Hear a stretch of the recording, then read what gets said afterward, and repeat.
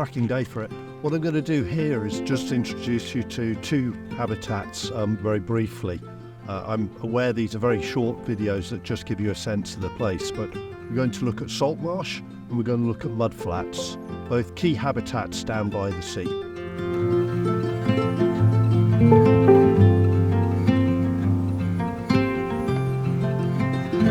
So out on the mudflats, it's covered in these little shells, all sorts of sizes, bivalves most of them. So you have, well, this one's broken, but two shells like that, and the organisms living inside, shell can open to catch its food. So these are cockles, but there's lots of other shellfish out there.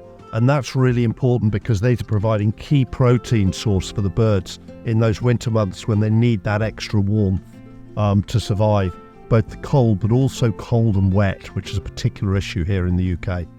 And it can actually swim because it will do that, flapping, and means it can swim along the bottom of the water. So this water is obviously coming in and out with the tides twice a day, which is again quite important because it means you're getting some of the time when it's underwater.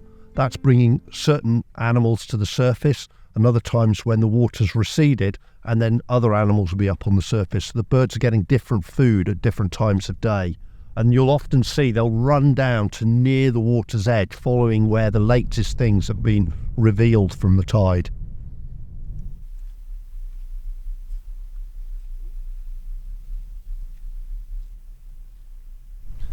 So now we're on the the edge of the mudflat area on the salt marshes.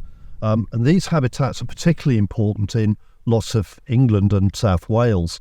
But basically, on the edge of the mudflat, you then come onto these sort of mixed habitat that look like grasslands, but they're not. If you look carefully, there's lots of different species in here, and they're actually not grasses in the main. There are sheep grazing on here, and apparently the lamb from salt marsh is supposed to be particularly special with the salt from the sea in it.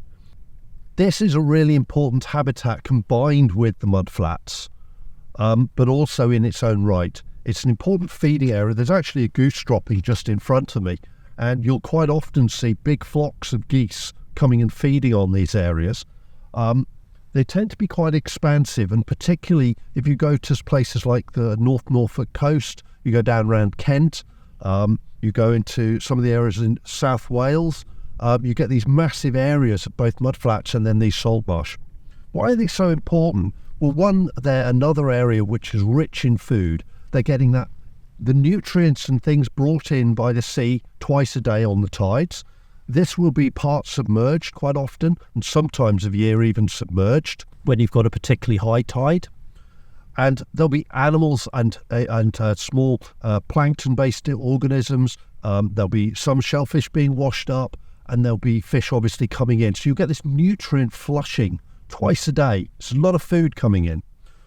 But that also creates a really tricky habitat for the things that are living here all the time, particularly the plants. So you get plants that are particularly specialised because they're able to cope with salt, basically, twice a day. And the other thing that's happening is this flushing that's going on is also affecting things like the small streams. So we've got little streams running through everywhere. There's little pools, little streams behind me. And those streams will be draining the salt marsh, obviously, when the tide's out. Then when the tide comes in, they flood up again. So you often get a gradation of plants coming from the sort of drier tops down to the very edge of the stream. And on really big salt marshes, I remember looking at this as a boy in near Blakely in North Norfolk. Huge area of salt marsh and complete change in the plants as you got nearer and nearer these little streams. So also this particularly complex one for animals and plants to deal with, salt, which obviously affects them, and they have to have strategies for dealing with salt-rich environments. And obviously on these shore areas, because it's happening twice a day, it's not like that all the time. You've got multiple different environments almost within one place. So really interesting, really complex in many ways, and really important as a food place. Combining with the mudflats, this is just a heaven for many of the bird species that are coming here in the winter.